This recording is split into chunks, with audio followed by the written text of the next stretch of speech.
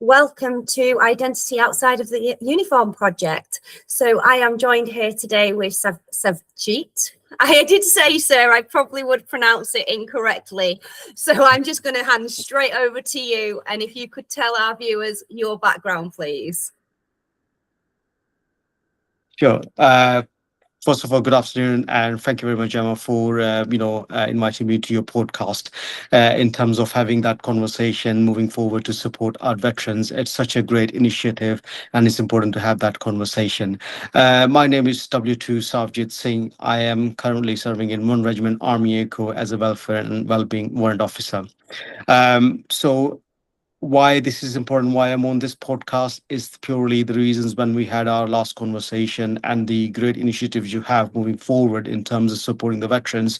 And I think I am in that role where I see a lot of, serving soldier, either they come to, the Times, or they have, notice termination on the JPA, and then they in the transition phase to the civilian street, but they probably have not taken a deeper consideration how that transition would look like it in 6 months time or a year's time. So it's all about asking the right questions through hard facts, or sit down with them, have a chat, bit of a pause, reflection, and just basically go through the whole process so they understand what the process looks like, so they can they can make a decision based on the information is provided, and more like what supports is available during that transition, but just know that what after the transition as well. So it's not like the army is going to leave you and forget about it, but it's just the afterwards supports is available as well through external agencies. So I'm looking forward to that conversation. So what are you looking for, and what are you talking about when you refer to hard facts? So it's the template. It's called a mnemonic hard facts. It basically goes through like your health, accommodation, divides into like 7 or 8 questions. And when you sit down and you break down, for example, like a health, do you, like, if someone is going through a medical discharge, then you need to make sure that they have the right appropriate support. They've been dismissed and they have been discharged correctly. And if they've been on, for example, on dismiss, make sure that's been closed down. If they've been on the VRM process, things like that. So there's a lot of things to into consideration. Make sure they have been registered with the GP. If they're not really sure how to do that, then we can of course signpost them and bring the external agencies who can support them through the whole process. I think the main one is probably the one we look into, the accommodation, because some people who stays in the army for 24 years and they didn't invest the sort of like the time and the money where they're going to be retiring at, and do they have a suitable accommodation? If they haven't, how they're going moving forward, how would they apply for the accommodation? Because there are a number of external agencies throughout the whole country who can support those veterans and be able to signpost them, to support them to apply for the houses and things like that. So the housing, the accommodation is the key thing as well. And moving forward, like, what have you done? Have you gone through the resettlement briefs? Have you done the resettlement courses? What are you thinking? What jobs are you going to do it, right? How long are you going to have a break? And then things like that. And then and this is more like a pause for them, thinking, well, because I've been so busy throughout the whole career, and last 2 years I've realized I now need to live, and now I'm focused on my resettlement in terms of what jobs I would be moving into it, but haven't think about the XYZ. So this is the conversation through the hard fact analysis. Sit down, think throughout the whole process, and make a good decision based on that one. And also gives us, as in the welfare, an opportunity to identify those gaps, and how can we support them, filling those gaps by signposting them to different, either that's the defense transitions or SAFA, or all of the external agencies out there. Do you know what I'm noticing, sir? And no disrespect, it is very much the good old-fashioned military way. We're very process driven, and we're all very focused on the external, be it the housing, the jobs, the financial aspect, and the family unit to a certain extent, but we're not actually looking at who we are outside of that uniform. So our behaviors are very much driven and focused on matter-of-fact sustainability, but not the person as an individual. No, I absolutely understand why you're trying to come with this, because the army, what it does, provides identity, a purpose to the soldier, and we Yeah. are so driven by that because we are being feel valued as a soldier within our roles, within our identity, and you thrive. Either you adapt or you cope with high intense operations as well. But the reality is that, and I hate to say that, as much as it's individual's responsibility to go through the transition, but there are a lot of agencies, and without them, I think the army itself is not self-sufficient in terms of supporting the veterans as well, even though it has a lot of other supporting mechanism internally. For example, the RCMO, the resettlement brief, the education center is there as well, which goes through that internal process. It's all about signposting, because what you don't want to do is the taking the ownership of the individual's responsibility, and they become so reliant on you. They shouldn't, because you're a soldier at the end of the day. And if you have soldier, then you need to have a sense of ownership of your own problems. And what we can do, I think this is the army is good at, in terms of providing that this ongoing support, not just through the transition, but after that, which is, I think, the key thing for them to understand. I think equally, it's just a good sort of, yes, there's no doubt we can invest more internally, but there is enough and sufficient support internally as well. For example, like, with if you are within the last 2 years of your resettlement, the army not going to be selfish by saying, well, you're still in the army, you still need to deploy on XYZ. There are some exceptional cases where the needs of the army come first, but I think that's where the leadership comes in play, that understanding your workforce, understanding your team, and how can you cater the needs for individuals to make sure that, your transition goes really, really smooth. So it's a bit of like a contributive factor in terms of the big puzzle. So all needs to come and play as a team, and that's where the army is quite good at, as a teamwork, be able to support those soldiers throughout the whole transition. I know, and what's interesting though, when you're coming up to those last 2 years, in my case, obviously, I was medically discharged and it happened so quick. So I didn't have the chance to put systems and things in place. But watching it unfold with my husband when he was coming to the end of his actual full time, he did not use that time for himself because his mindset was, I'm still one of the lads. I'm there to do a job. I'm there to support. And he would see it as being selfish or letting people down by investing that time in himself. So Yeah. how do we overcome that though? I think it's the conversation needs to have right at the early stage. For example, when I was in my previous role as sergeant major, right, I strictly said to my soldiers, right, if you're thinking to do NTT or you're getting discharged, come and have a chat with me. So I will engage at the first point of contact, as a chain of command, right, to understand what is their plan looks like it. And I'll give them a reassurance, right? This is your 2 years.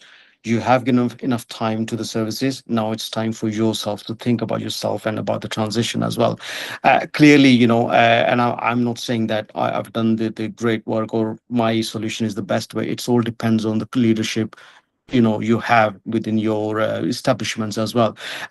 Certainly from the Army Corps perspective, I've seen a lot of good leadership where they RCMO engaged at the early stage. They get the resettlement brief, they get what their entitlements are in terms of resettlement, what courses can they do, how much money has been allocated, depends on the time they served in the armed forces, 4, 6, 8, 12, 24 hours. The allocation is going to be a little bit different. And moving forward, and if they are an individual is doing something which going to cost more, then there's like all other organizations, for example, RBL, SAFA, those are the charities who can probably contribute a little bit more in terms of achieving those goals for them to be able to find a job in the civilian street. And it all comes with that side of it, with having that early engagement with the chain of command, and then chain of command can ensure or encourage those individuals to make sure they invest their time within themselves. I tell you what, sir, you've just said something very interesting. And I wish you were my sergeant major when I was coming towards the end, because you said it was about the conversations. It was about spending that time with them. You weren't giving them practical resources at this point. You were just giving them time and giving them that space to open up. And I think that's the key to all this. It's having those open, honest conversations earlier on. And I'm hoping that people are watching our conversation now are senior NCOs, are the sergeant majors, are the officers, and just creating that space just to say, this is reality and you need to invest time in you now. Because I think that would make a massive difference, because we do have resettlement boxed off. We all know that. What we need is this kind of sustainability and this awareness of what's going to happen when that uniform comes off and that structure and that discipline is no longer there. And who you were, that rank has gone. Absolutely, and I think the army is getting better at it. I think as we progress through the time, and the leadership is getting a little bit better. I think the people are, the senior NCOs are being more aware and more educated, and they understand how the team dynamics works, and knowing the workforce itself, and understanding individual needs in the each team. I think they're quite good at, in terms of identifying those potential issues, and then signposting them at the earlier stage, and that's the quite key. And I think that's where the senior NCOs go a key role to play, because if you are in SHQ or higher up, you're not going to have that daily interaction with your soldiers, and those are the people who are going to be interacting with them, and this is where you need to engage with them, and providing that sort of like the open and honest conversation. If you see something, bring it to our attention so we can engage at the early stage and make sure that soldiers being fully supported throughout the whole transition. So I think we are getting better, which is amazing, because I would have loved that, like I said, 12 years ago. But from your point of view, being in the welfare world, so to speak, how's that impacting with the families, with the wives and the partners and the children for that whole, they're leaving as well? So as much as we deal with more the soldiers, I think when we sit down the hard facts analysis, and this is where all the question comes in play. When they talk about the health, the accommodation, and this is where, okay, I've got family, okay, so how old are your kids, are where they're going into the schools and stuff like that. So these conversation naturally happens through the analysis.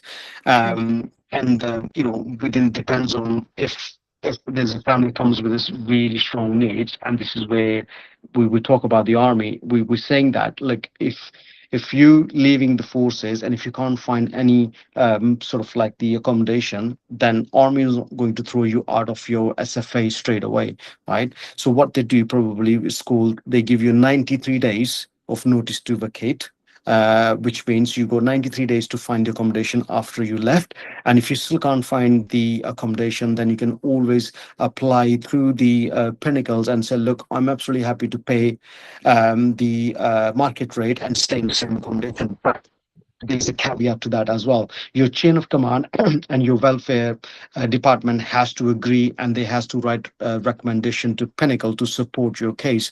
We have done that personally in our family, where there was a family, they had two children who had the special needs, and they were situated in a location, they were going into the schools, and all makes sense. Keep the family in that specific location, so the children and the families are supported after the transition. So it all depends on individual cases, and those support can be catered through that with that side of it. Do you have like the partners and the wives coming in and saying, look, we're out soon, can you help us? Because what I'm seeing is that very much they're both having to transition at the same time, especially if they've both only known the military. And what I mean by that is they've only had the military accommodation. They've had no civvy house. They've not really had civvy friends. They've just had the wives and that kind of little bubble that we're living in. So they've never really experienced the outside world. So now you've got two people leaving at the same time. I personally haven't had any spouse came to me and said, look, we are leaving now. We really care, we're really concerned about the accommodation. And I think this is the whole process, having the early conversation. When someone decided to either leave the forces, and they have that discussion with the RCMO, the RCMO goes through the hard facts analysis again. So this is where all the early potential issues can be identified. And if the RCMO or the education center thinks, well, we need to do something about it, this is where we can go back to the external agencies, for example, like the Army Welfare Service, SAFA, RBL, or other other organizations around here, or AFF, and we say, look, we've got a family, they are going to struggle when they leave, can we please help them out to find a suitable accommodation? And those agencies then directly work with the families, and then we get out of loop, because that makes sort of sense, having the direct engagement with the both parties. And I've seen successful cases where the family's been then supported throughout the whole process and managed to get the accommodation, either that through the social channels or through private renting market. But have the families been receptive to speaking to these outside agencies and the soldier themselves? Yeah, so of course you have to get the consent first, and say, look, you have the sort of like the chat with the serving person and say, look, are you or your spouse is happy, if we refer you to the external agencies? And then when they come back, yes, and then absolutely happy, make a referral, and then they then deal with that side of it. I've not seen anyone not being receptive in terms of that specific problem, or moving forward in terms of accommodation. There are certain cases where the other things are involved, and you have to have the consent from both parties, because one person can say yes and one person can no, but then you can apply the individual support in each way, whichever way comes forward, in terms of if the serving person or the service user, we call it, if they both want it and they don't want to be be together in the same room in terms of the support, then they can be supported individually through the external agencies. So it's very apparent then that a lot of change has happened over the last 12 years, and there's very much a lot of help out there. It's just a case of educating people then to know what is available. Absolutely, I think, and that's where a lot of charities has come into play as well. Before assuming this role, I wasn't aware that much support is out there. It's just being in that environment when you understand that. And now I've been in there, and that's why when I speak to the soldiers and say, look, this is what is so resources are available for you, you need to encounter that. It's all about being happy soldiers around you, and if they're happy soldiers and then the families are happy, then at least you get the operational effectiveness going to be maximized in terms of the output. So and there's no point for us to hold on to the information when that can't be used. If I have the information, I always make sure that's been pushed out to the junior soldiers, or to every soldier, so make sure they are fully informed and they know what is available to them in terms of resources. It's quite interesting, really, when listening to what you're saying and being out looking at it from the other side, because when I've gone out to a lot of these events, I'm just sat there listening, and I don't tend to have an opinion. And what's interesting, they're saying that people are not engaging with these organizations once they leave. Only 1% engage with the organizations. So the fact that you're being able to do it so early is clearly a key to this, because it's not happening out here.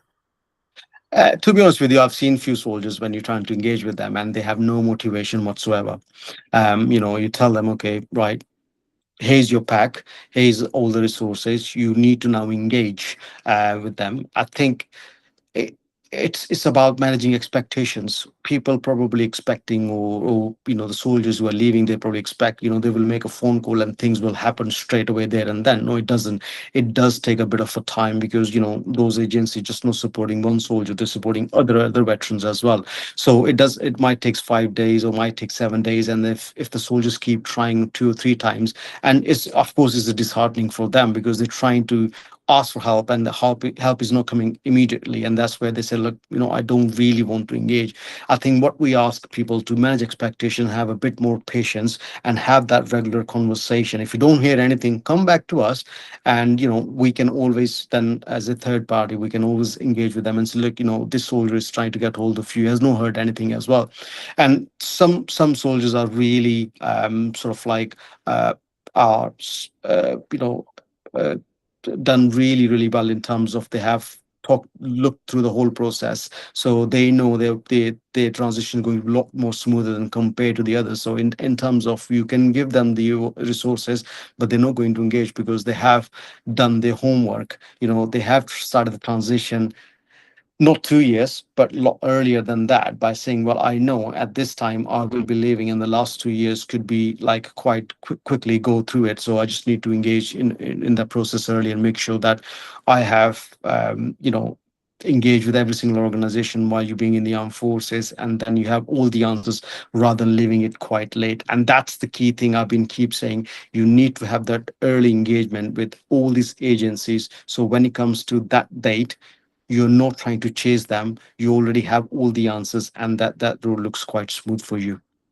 That does make sense, because the other thing was gardening leave, we used to class it as the last 12 months, and you said it's 2 years. You need to be looking at it 2 years, and that's an eye-opener, because I always, and it was Fiona, who's an ex-sergeant major from the REME, she stated on one of the interviews, it was quite interesting that you train us through phase 1, phase 2. It takes us years of training to get to where we are, but we walk out that door in 1 day. Yeah, absolutely. And you got to be ready for that. Because remember, transition. So when we talk about the soldiers, there's two things, coping and adapting, right? So as soldiers, we can cope with any sort of pressures while we're serving, right? Because it becomes our second nature. It's the adaptability that takes us a lot of psychological flexibility, because now you are thinking on a different door and your mind is not fully prepared and ready to leave. You're almost in that denial stage. Well, I'm still in the army, I'm not out yet, right? And you don't have that sense of reality that it's going to come really fast and really soon. So that's why I always say that your dates. It's nothing. Someone's not going to say, right, you're out in the army in next month, right? You always know your dates going to be exit. And what I always tell people, just need to plan out. And if you don't know how to plan out, just speak with someone, engage with someone, whether that's the RCMO, that's the education center, or that's the welfare department. Just you need to have that early engagement, early conversation. And we are here to help, and we are here to signpost. We would probably prefer, and it's really sad to see when the soldiers comes in here and they're literally leaving in the next week. Well, have you thought about this? No. Why? Well, I didn't know that. Do you know what I mean? It's really disheartening. So if you know that, why do you not ask questions? So that's what I'm saying. It has to be a bit of a individual responsibility and sense of ownership in terms of not assuming, but asking questions when you're not sure. Because there's a lot of resources and help is out there. You just need to ask the question at the right time. Do you know, I was speaking to John and Mandy, their husband and wife, and he did his 20 odd years. He was RSM. And obviously she went and settled down 2 years before he came and joined them. And he really struggled finding employment. He was constantly getting rejections. And he said the hardest bit was, I've never been rejected in my life, and now I'm being rejected.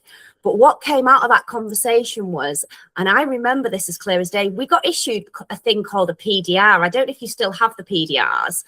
And I literally threw mine to the side.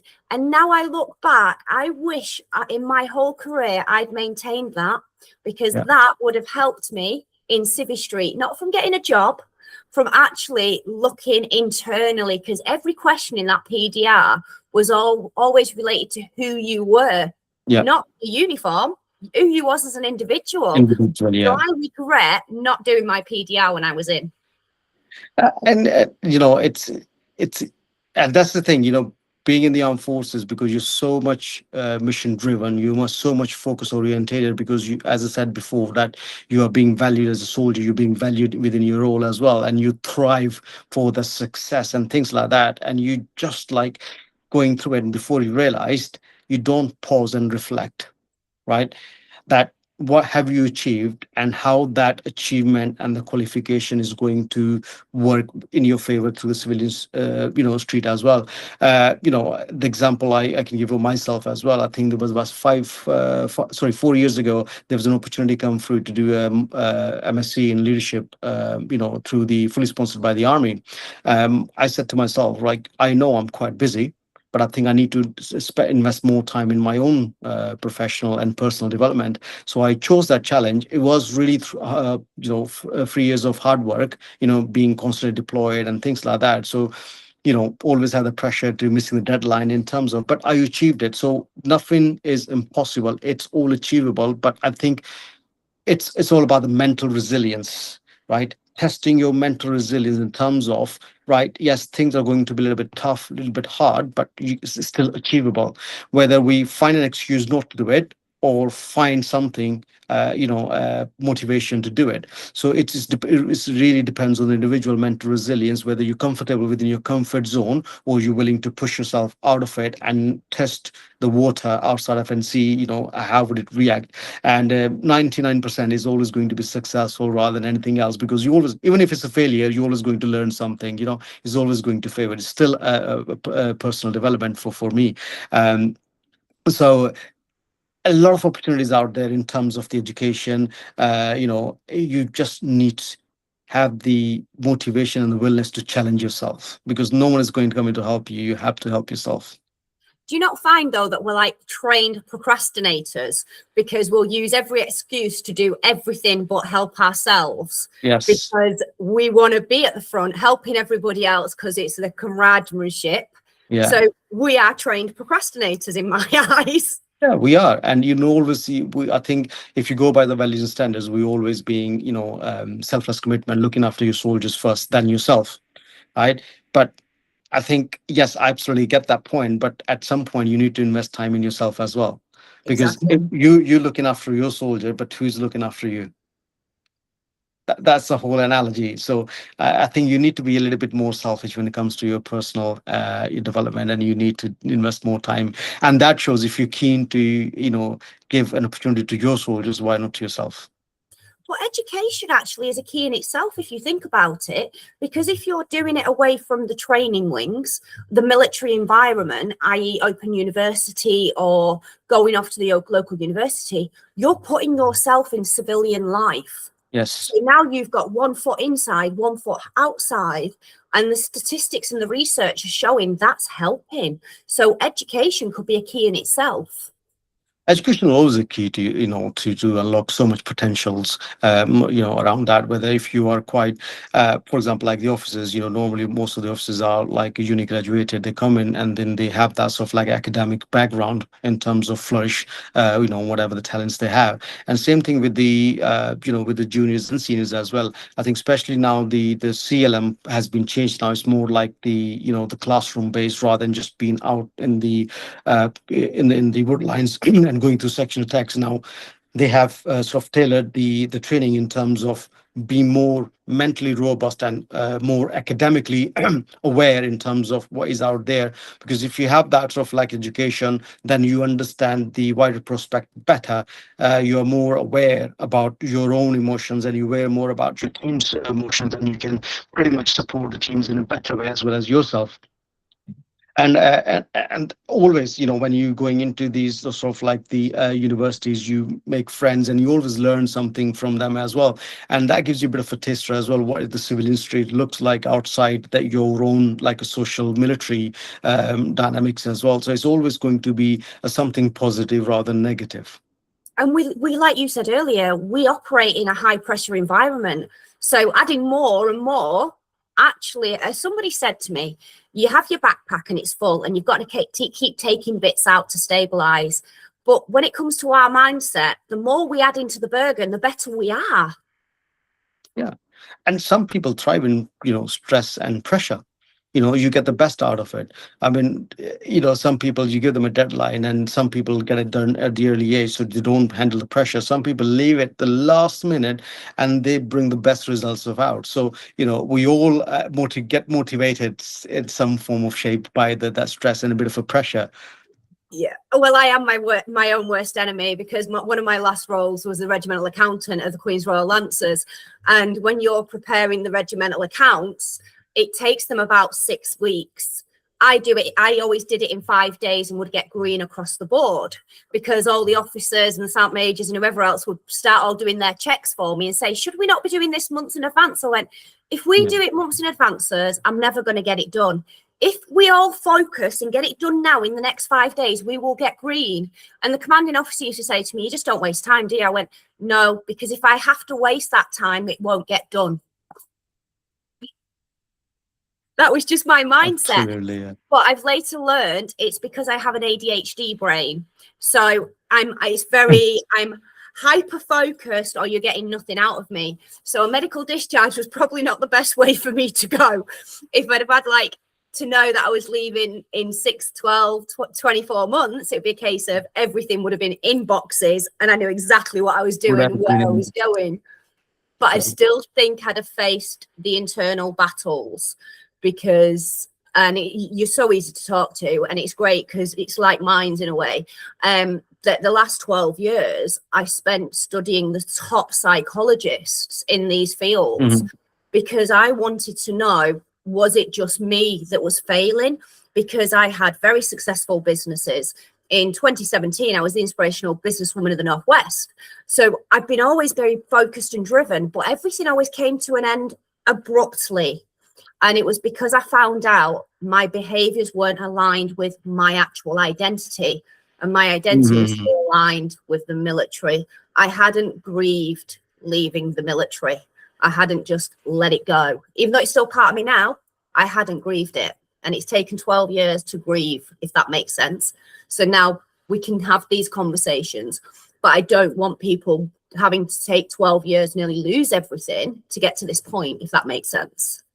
Yeah, no, absolutely. Because as I said to you, once you join because army is just not a career, it's a lifestyle, right? And people get so much used to this lifestyle, and this is where mostly the soldiers get a little bit, for example, like even like a W1s, they come to the 24 years and they're still a bit nervous by saying, well, if you go to the front line, you won't be nervous. You will be like, follow me, right? I'll lead the way, or an officer. But when it comes to that sort of to that sort of like the time that the front line where you need to leave the army because it is your identity, your lifestyle, which you're used to, you're so comfortable. Now you have to remember the adapt piece. I talked about it, which stress you out psychologically. Sort of thinking the uncertainty, the fear of failures, that what if I get rejected. There are so many contributory factors, and when you think about it, and that kind of makes you nervous, right? What if this, what if that, rather than just right, yes, I need to fully prepare and make sure I am ready for any unexpected situation, so I can not just adapt but cope with it as I would have been doing in the army. So that's the adaptability is the key thing for the transition. As much as we, as early as possible, if we can get it psychologically ready, that yes, I am leaving the forces, I need to do whatever it takes me to be able to give me that stabilization in terms of human performance in the civilian street as well. So yeah, that's a quite key thing. But you've said it a few times now, manage expectations.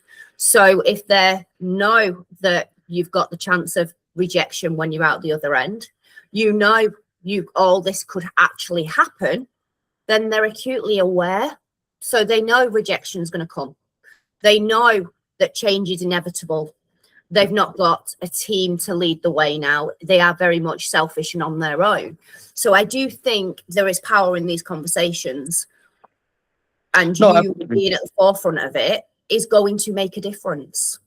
Yeah, and I think it's as I've been saying, that having engaged in the process early and fully committed engagement, that's what needed. You need to go into the job fairs. You need to have your CV fully prepared, not just have like one generic one and one tailored one for the each roles, which you probably thinking this is your specialty. And need to go into the job fairs as well, and you need to engage with those employers and sell yourself. And I think, we this is where I think sometimes, we don't really do well, is just to sell ourselves better. Some people are really good at it, some people are not. But if you sell yourself, have that confidence, what you've been doing for the last 24 years or 22 years or more than that, if you should be able to stand, and then you should be able to sell yourself, just bring in those key words, what the employers are looking like. And these days, the knowledge is quite common. You can do so much research through internet, Google. You know what companies are coming. You can pretty much do a bit more homework, and that's what I'm saying, having that bit of a homework from your side of it. When, for example, the Amazon is coming, or any other company coming, or the corporate market, you just have a bit more, have read about that and pick a point. Okay, this is the point, this is where I'm going to sell myself on that specific point. So have a bit more faith in yourself, having that early engagement at the right time, and you need to spend more time in terms of your homework, and then having be able to the ability to sell yourself. And I don't think so you should will be struggling in terms of the rejection. Well, interestingly enough, John was saying, obviously John and Mandy, John was saying we rush our CVs. We don't actually take the time. And if we took the time to really think about our CV, looking at our qualities and our attributes, and not just see it as a paper exercise, it's actually an eye opener. It is. And I think within this AI society as well these days, isn't it? So every filtration get through the AIs, and you need to, when you prepare your CVs, you need to make sure you have those words which actually get you filtered through the process, rather than just having those traditional CVs when you talk about, right, I've done X, Y, Z, I've got these qualifications. No one really knows, isn't it? But it's all about that coaching and mentoring in terms of the CV written process.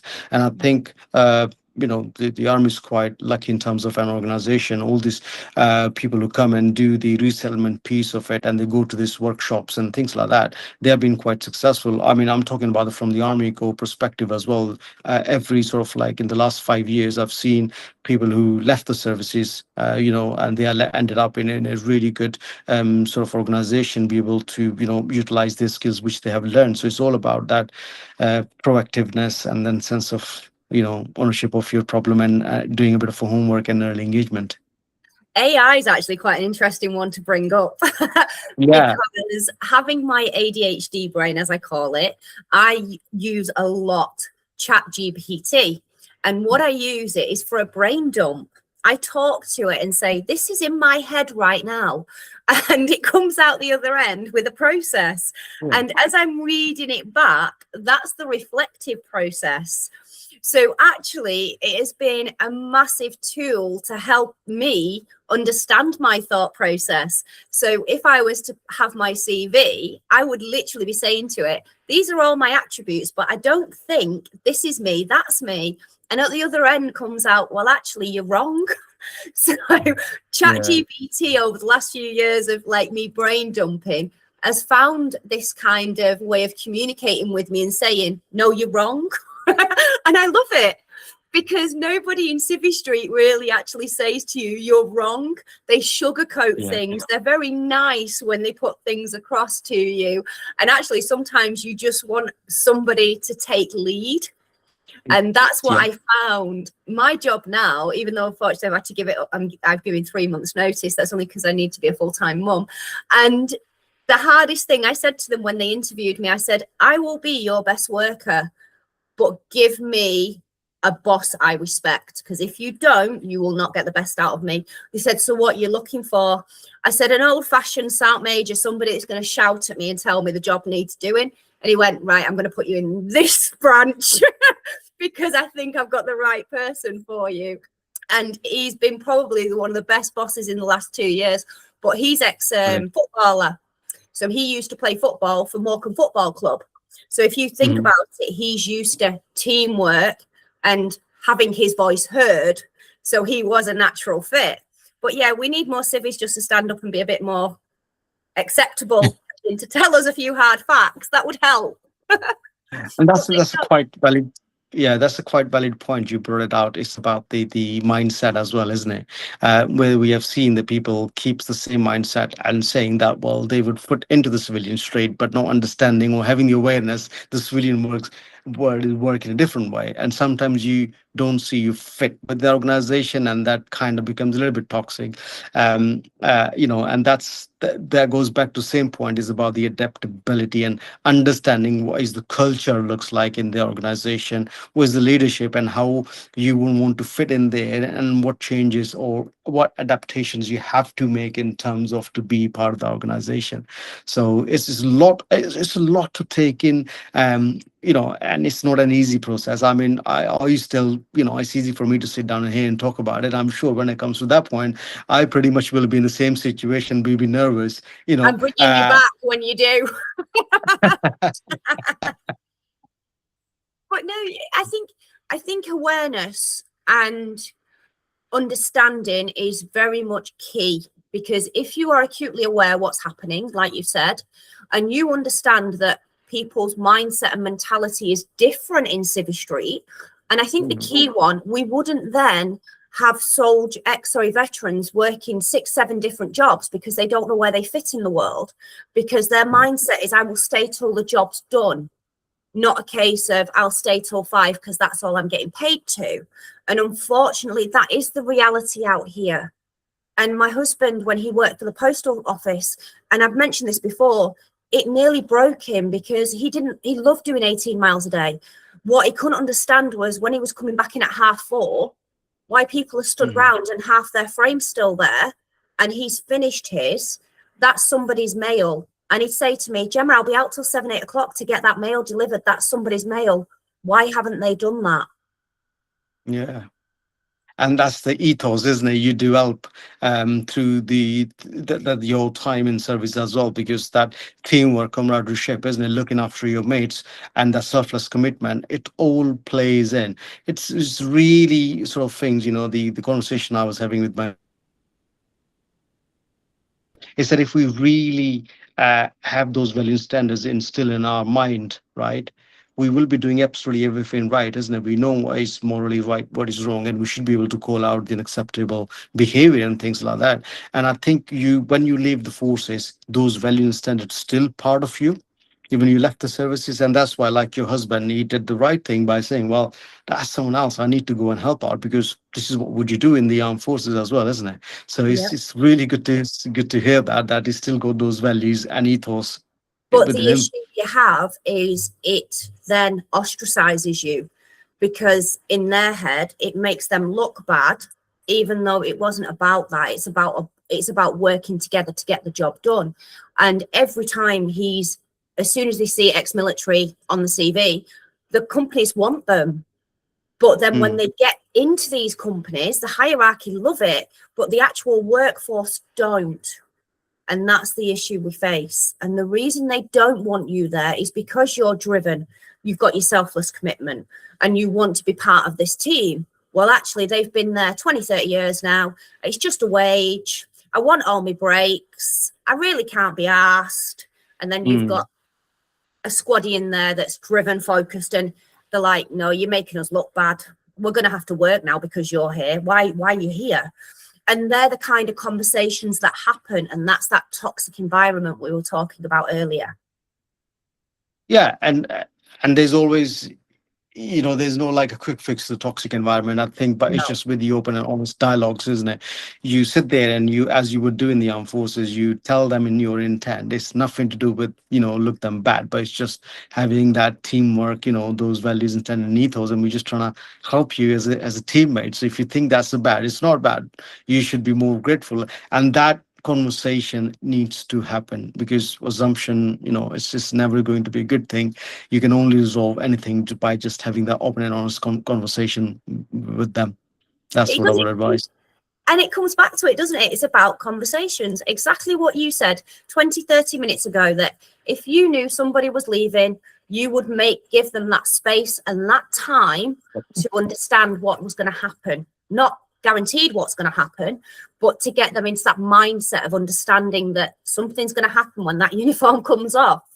Yeah. And I think that's the key to it all, isn't it? It's very much that kind of conversation, the education piece, and being part of something, because when we're in the military, we're part of the biggest organization. We're a big family. We're a community. We're everything. But we've got to find that outside of the uniform. Yes. And that's the key thing. And how the transition would look like, it's entirely the individual's choice if they engage early in that process and make it smoother or make it a little bit more difficult. I mean, they would still be able to survive, but that's going to be a survival rather than just be enjoying the time. So obviously we're coming up to the end, and thank you so much for giving me so much of your time. I really have appreciated it. If there's any bit of advice you can give to our viewers that have either currently serving, that are due out, or those that have just left, that would be great. Yeah, I mean, my advice, and I've been always tell the people who comes through my office as well, when they bring the sign-off sheet or when they go through hard facts, please understand the severity of it, right? Yes, it's going to be a very nervous time and you moving into unknown territory, absolutely quite natural reaction, but it's nothing impossible. or you just need to sit down and make a timeline, realistic plan. I mean, realistic plan as much as is possible. Be able to, what is that 6 months to a year looks like when you leave the armed forces.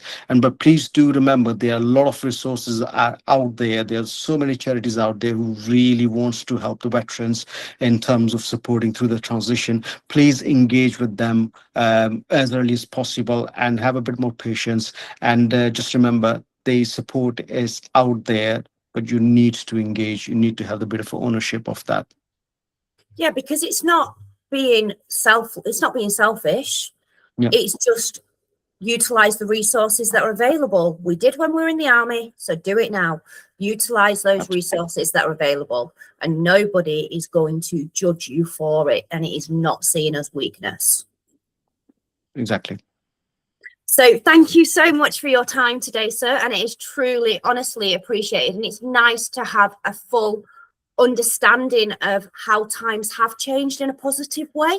That gardening leave, you're now looking at in the 2-year window, knowing that we've got these hard facts, knowing that the support is there, and the signposting tools, because it shows that improvement is happening every year, year in, year out. And I think that's something people need to understand, because we all have great careers and we don't complain about our military careers, we complain about life after it. But if they take ownership to a certain extent, that complaint is removed. That's what I'm feeling with our conversation. And actually, I'm going to put it out there. People might hate me for this, but I'm in agreement. Take ownership earlier on.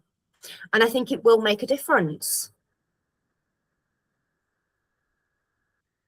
No, thank you, Gemma. Thank you very much for, providing and have a chat with you.